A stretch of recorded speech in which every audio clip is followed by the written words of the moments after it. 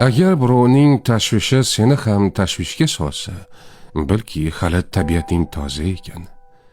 Agar o'zingdan boshqalarda ham go'zallikni ko'ra olsang, bilki ichki dunyoing go'zal ekan. Agar birodarlik rishtalarini muhofaza qila olsang, bilki sen uchun nurli yo'llarda doim hamroh topiladi. Agar o'zingdan boshqalarga ham yaxshilikni xolis qila olsang, bilki sen vafoga juda yaqinsan. Bilgin, aybsiz do'st qidirgan yolg'iz yashaydi. Nuqsonsiz juft izlagan bo'yda o'tadi. Qiyinchiliksiz yor istasang istab yuraverasan. Labingni faqat ikki narsaga ishlat. Biri tabassum, ikkinchisi sukut. Tabassum mushkul ishlarni hal qiladi. Sukut esa mushkul ishlarni o'tkazib yuboradi.